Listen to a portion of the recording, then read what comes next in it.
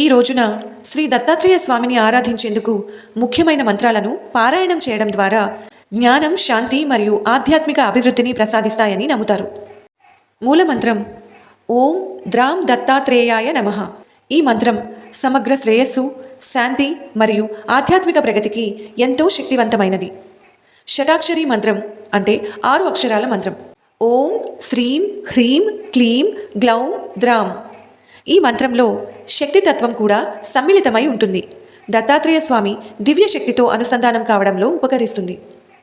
మరియు గురు మంత్రం, దీన్నే అవధూత మంత్రం అని కూడా అంటాం. అవధూత దిగంబర గంగా తీర నివాసి ఆత్మారామ. ఈ మంత్రం దత్తాత్రేయ స్వామి యొక్క అవధూత స్వరూపాన్ని వర్ణిస్తుంది. దిక్కులు వస్త్రాలుగా ధరించిన గంగా తీరంలో నివసించే పరమాత్మలో లీనమైన స్వరూపం. ఇందులో దత్తాత్రేయ మూలమంత్రం విస్తృతమైనది, బీజాక్షరాలు మరియు వివిధ ప్రార్థనలతో కూడి ఉంటుంది.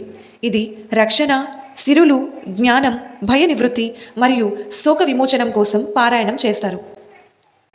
సరళమైన మంత్రం శ్రీ గురుదత్త జయ గురుదత్త.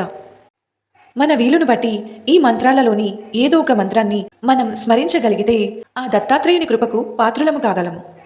శ్రీ గురుదత్త జయ గురుదత్త.